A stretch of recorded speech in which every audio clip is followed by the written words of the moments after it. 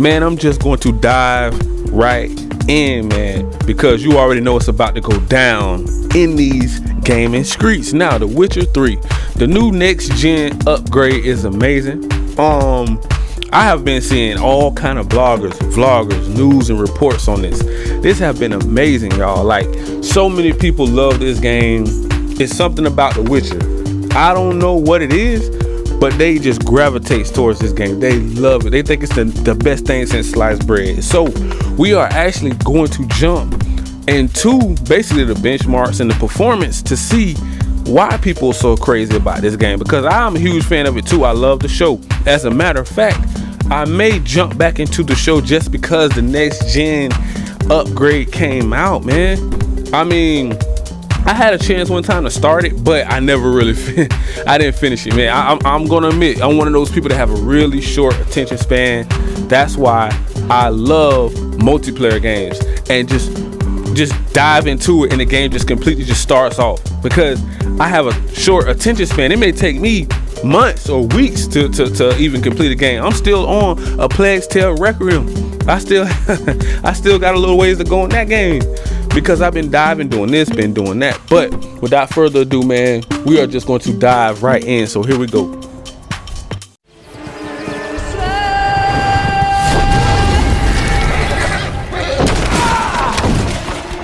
Geralt of Rivia needs no introduction. The previous two Witcher titles did well here in Europe, but the third entry blew up on last generation consoles and PC, putting CD Projekt Red as the premier studio at that time. They have long since promised a free next generation update for current generation consoles, and thanks to them granting us early access ahead of it going public later this week, we return to our beloved land to see if the bewitching charms remain potent with this update.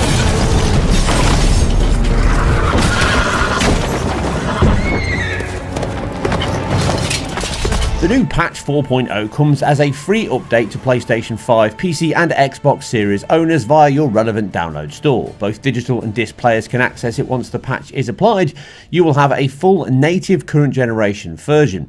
We did not get PC code in time for this review, so that will have to come later, but from the info released from the team, we know that PC pushes even further, with ray trace reflections and shadows, along with increases to character draw and foliage, all within an Ultra Plus option. Here though, we're covering the two modes on PS5, Series X and Series S.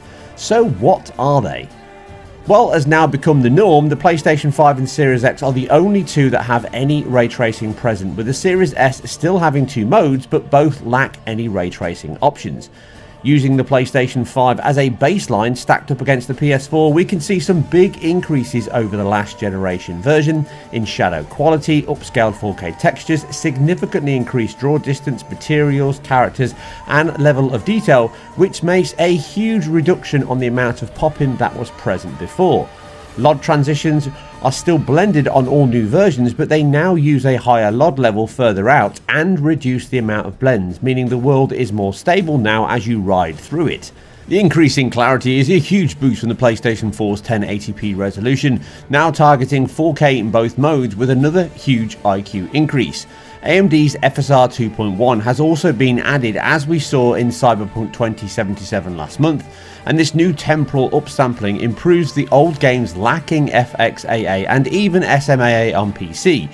The amount of foliage shimmer and specular flickering was never great before, but in side-by-sides here you can see the stark improvement this new TAA offers to the game.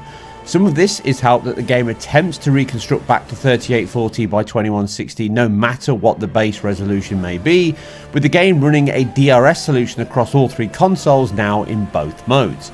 The ray tracing mode is capped at 30 FPS, just like the last generation PS4 version here, but now adds ray traced global illumination and ray traced ambient occlusion, which replaces the old SSAO that the PS4 used. The differences here are drastic, particularly on interiors, with self-occlusion being a huge improvement over the last generation version that had incorrect lighting in all interiors, although there are points where the PlayStation 4 is slightly better than the performance mode, but we'll get to that in a moment. As you can see here in these comparisons, the new ray trace mode improves materials, with light now being reduced into concave areas, presenting more shade on background objects. Reflections no longer sample an external light probe and instead use the light sources and occluded geometry to increase the PBR materials of the game. Although the benefits here are limited to the surface composite layers the game has, but albedo and specular are the most important, which you can see in leather, armor, skin and even hair. Adding to this is the second ray trace feature of global illumination, which now calculates light bounce into and from surfaces, enabling light bleed or bounced light. This means that the sun comes in and hits a sandy earth, then some of that light yellow colour is absorbed into the reflectance and can then be seen on the receiving surface, as you see here on the sacks on the ground or even the wooden roofing underneath the sun. Going back and forth with the ray trace mode on and off in shots like this, the difference and quality increases bring it much closer to real life. It shows how drastic this change is in gameplay, even though it is actually being backported to the older engine and assets of Red Engine 3 here. Interiors like this benefit the most, but exteriors also have more accurate lighting now. A bloom is used on distant water pools as light bounces off. Grass and shrubs now present more Fresnel as light is transmissive into the subsurface, causing the green hues and adding more depth when it is amplified by that new RTO pass. On the inside of these buildings, it is significantly improved as no direct light now hits this and it is only lit from the indirect bounce light, and that new ambient occlusion pass adds even more depth and accuracy to the walls and even Geralt himself.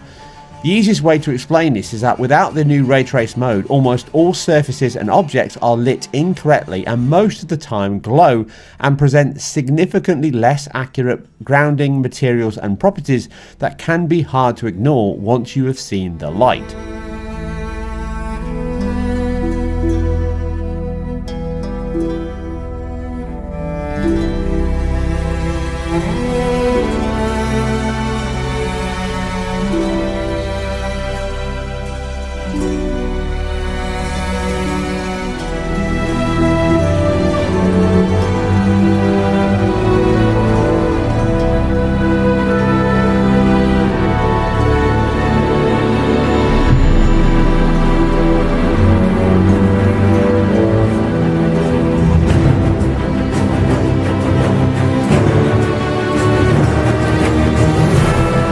Other mode in performance still offers the benefits of that ray trace mode, such as increased foliage, level of detail, characters, textures, but all that RT goodness is now gone, which although does leave it looking far more last gen than next, the benefit is both frame rates and resolution are higher for it. This mode now targets 60 FPS, and the wide open areas without any occlusion of huts or larger areas with indirect light, the lack of ray tracing is not that noticeable. Some areas do show up on specular and hair, but the biggest tell is Geralt himself, whose chain mesh armor and leather attire and hair do receive better occlusion and light bounce over the performance mode, and this is likely where you'll see it the most. That and the better occlusion of foliage off into the near to middle distance, which can stand out in certain times of day.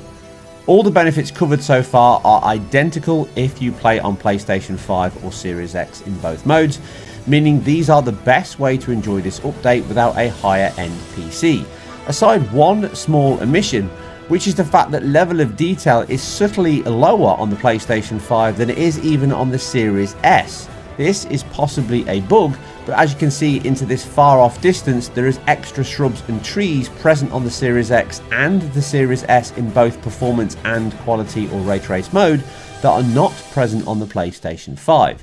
Again, these are not always present based on the view, but it is something that came out of my analysis.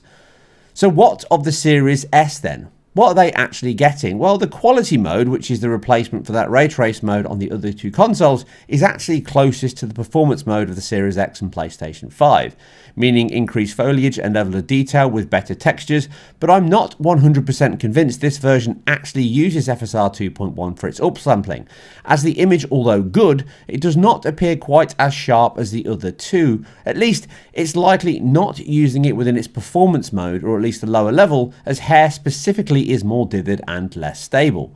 Some of this is the fact that the Series S only targets 2560 by 1440 in both modes as a high point resolution, and like all, also uses a DRS solution to keep performance targets in check. It can drop to a low of 1080p at worst in this quality mode, but it is often at or close to 1440p.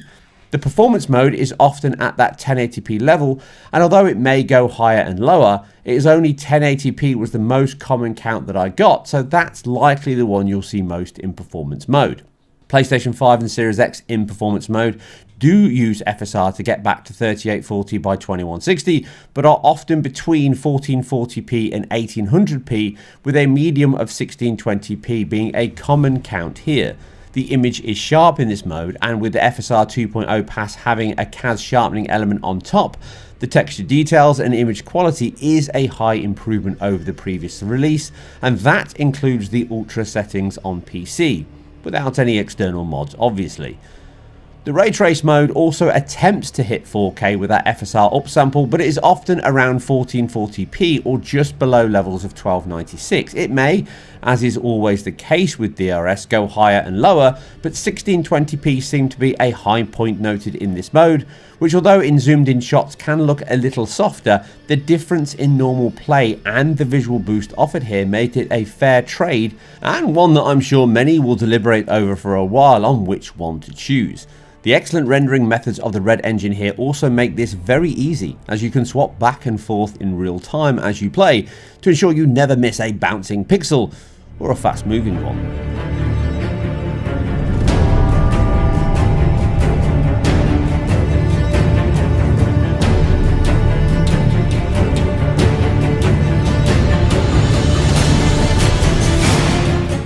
Now, one big area of the game that has been significantly improved in this patch across all three is loading. Before on the base PS4, an example loading into a new chapter or respawning could take over 1 minute. This is at least 6 times faster now on PlayStation 5 and slightly slower on Series X and S, but the speed at which you can now load from a save or respawn is drastically reduced and makes the entire gameplay experience that much better for it. I know myself, I bemoan the amount of loading screens you would see in this title, so it is a significant improvement to quality of life and gameplay experience that can't be under-egged. And now we come to performance, and as a summary, both 30 and 60 FPS modes are very close to their respective targets in 95% of my tests here. Aside from engine-like hiccups that seem worse on PlayStation 5, this little UI call here can cause 50 to 100 millisecond stutters on occasion. These are not often, but they can be distracting when they crop up, and actually remind me of the issues that happened on the base PS4 way back at launch when this title was first released. It ran much better on Xbox One, and then PlayStation 4 was later improved in many patches that dropped since. Some of these hiccups may be fixed in a day one patch the team will release alongside the update going public, but I did note these in my tests along with single frame drops here and there on the PS5, the Series X and the Series S. Now, although the Series X is slightly better in these UI hiccups, it can still have dropped frames, and it can drop somewhere into the mid-50s just like the PS5 in heavy battle. Most specifically here in high overdraw bandwidth fill rate sections with alpha effects, as you see here in this troll battle in the performance mode, which likely represents the most stressful GPU sections across all consoles. And in fact, this is what we're seeing in this performance test, with it dropping frames very occasionally on all three. You can't really notice these outside of this frame time graph, but there are subtle little judders at certain points in heavy combat. Outside of these heavy sections though, it's pretty much a locked 60 FPS riding through the glen, going through the fields, or whatever you may be doing. It's a pretty solid performing title, even on the Series S. So don't think these worst case scenarios represent the overall play. It actually is a very tight performing title. And that's true of the 30 FPS mode, in the same combat sections here, which only drop a handful of frames in the 60 FPS mode on Series S, actually performing ever so slightly better, but within margin of error of the PS5 and the Series X. It doesn't drop a single frame in this same combat section, again at a high resolution, but due to twice the frame time in this mode, the bandwidth constraint does not impact it as much as a 60 FPS one. But that doesn't mean that you don't get frame drops in the title across all three consoles, because you will see them in big dense city areas. Starting with the Xbox Series S, although all of them have this problem, then this is largely GPU bound at this point.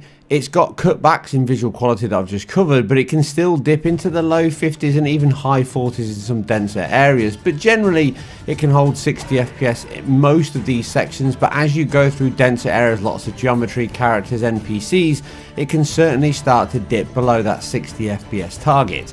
Now this is likely CPU bound, as the engine is heavily CPU bound anyway in the old version, and they may have made significant changes here, but it can become single thread bound as well, and therefore we're seeing these dips at the 60 FPS rate. Once we move over to the 30 FPS mode on the Series S, it doesn't dip below that 30 FPS target, but like I say, there's significantly less load on the console at this point. No ray tracing, lower resolution, lower effects, graphical quality.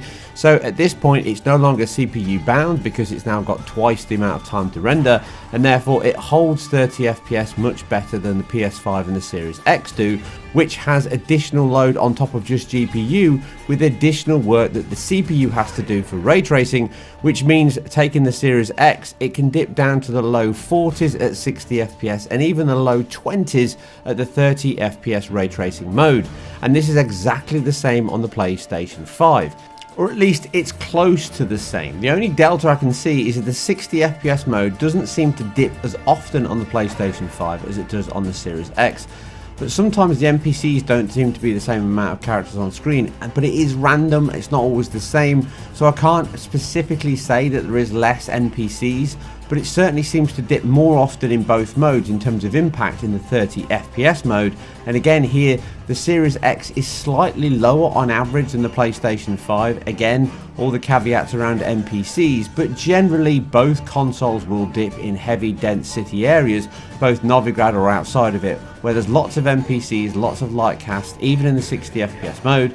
But the 30 FPS mode that has the additional overhead on the CPU, they can both dip down to the mid to low 20s, and that means it can feel very sloppy and jittery in these sections. Fingers crossed the team can update this and improve it with later patches, maybe in time for the day one release or maybe thereafter.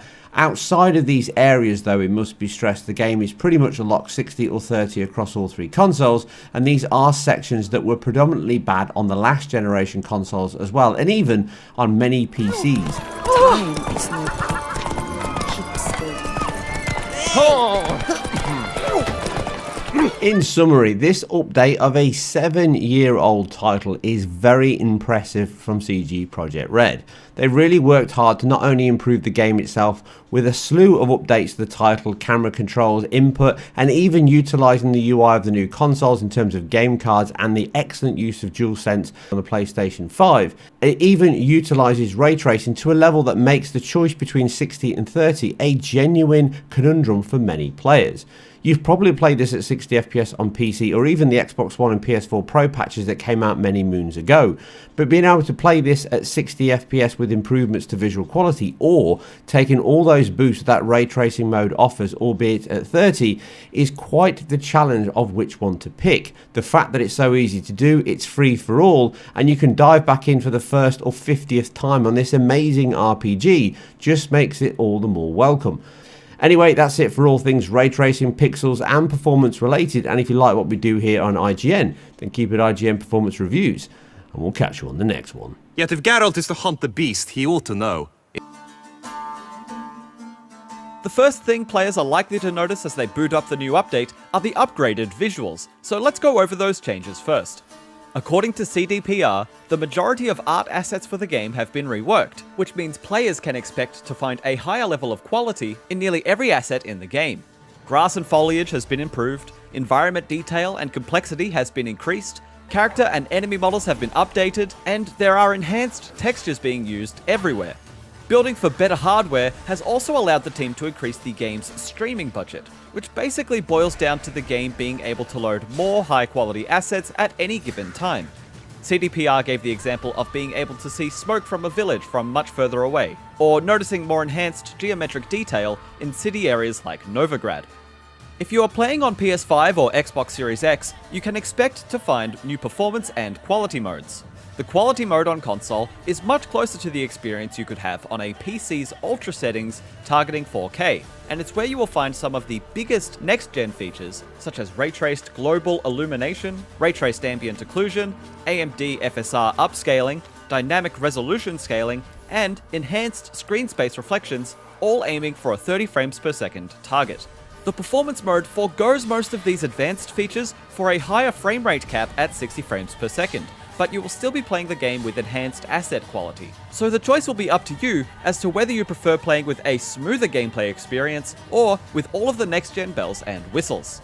Players on Xbox Series S have different options to choose from, between a 30 frames per second mode and a 60 frames per second mode. We don't know many details yet about what will change between these two modes to allow for the difference in performance, but Series S tends to offer lower resolutions and less features than Series X does in general, which we expect to be the case here too. Players on PC aren't being left out, as they are gaining access to all of the quality mode features we just mentioned, as well as AMD FSR and Nvidia DLSS upscaling for their respective graphics cards. PC players also get access to a suite of Ultra Plus settings that can only be found on PC. These settings aren't a preset so much as they are a group of settings that allow you to tweak parameters such as crowd density, draw distance, and foliage density. To capture these new graphics in all of their glory, the game now includes a photo mode where you will be able to change the time of day, adjust camera settings, and more.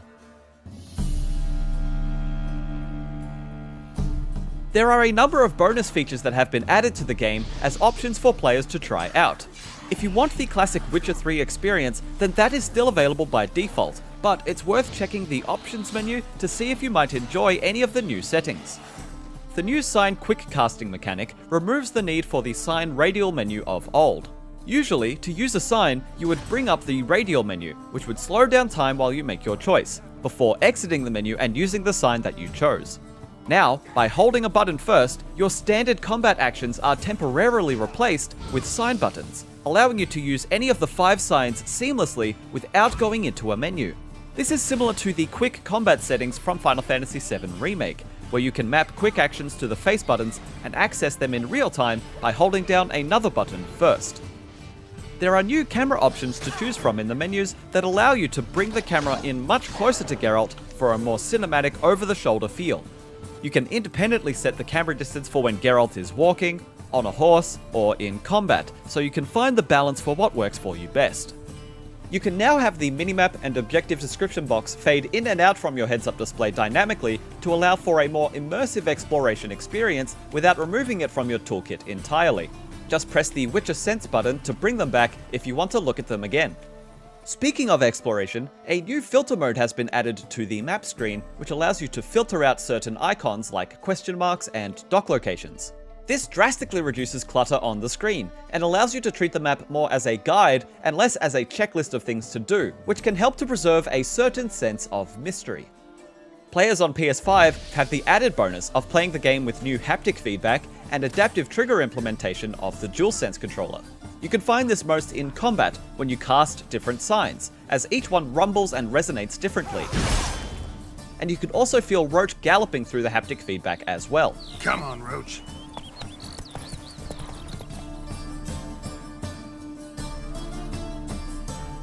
As was announced earlier this year, the Next-Gen update will include various references to the Netflix series of The Witcher. You can find alternative outfits from the show for Dandelion and the entire Nilfgaardian army in the pause menu. And there is also a brand new quest as part of this update that rewards players with a set of armor from the series too. By signing into your GOG account on your platforms of choice, you will be able to sync your save files across multiple platforms, allowing you to take your saves with you wherever you are playing thanks to cloud saves. You can now increase the size of the subtitles throughout the game, including normal subtitles, NPC chatter, and dialogue option font sizes. You can find this in the display menu in the settings. It may seem like a small thing, but now you can pause the game during cutscenes. In the original release, this was impossible, and for a game as long as The Witcher 3, there was undoubtedly some moment where players needed to pause the game during a pivotal cutscene to go answer the door or get your horse off of the roof of the house. Are you going to use the new camera modes or quick casting sign mechanic, or do you prefer the traditional Witcher 3 experience? Let us know in the comments. You're gonna read Ghouls and Al Ghouls in its entirety, appendices included.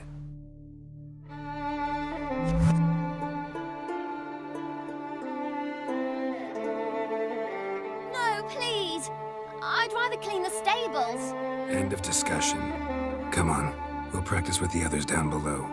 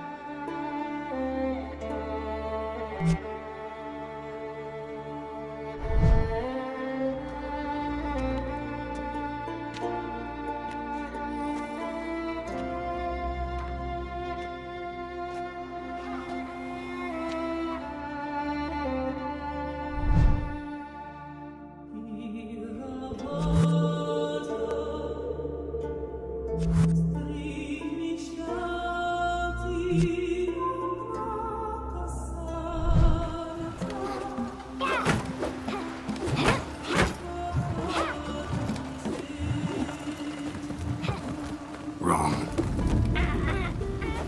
Now I see why you were so eager to practice. Strike.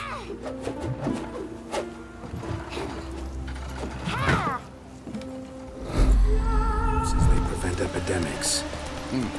Did he know they eat the living as well? No. Really upset him too. His theory collapsed.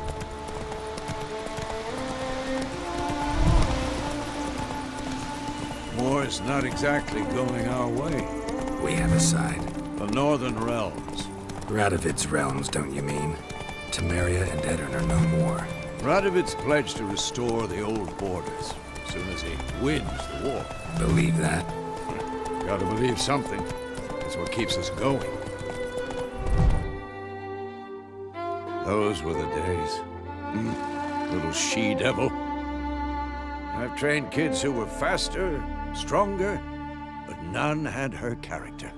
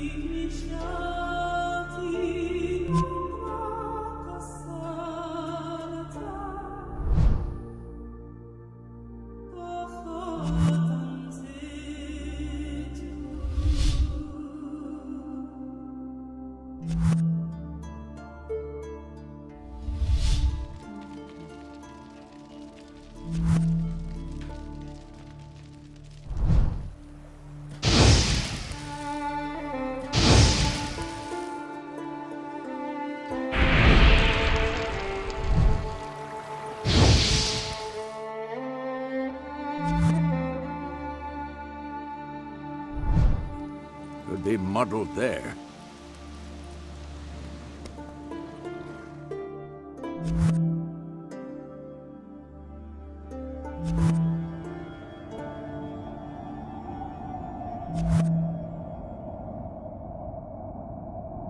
And one more thing, this is a open world action role-playing game, fighting game, adventure action game. So it's pretty much all of that in one.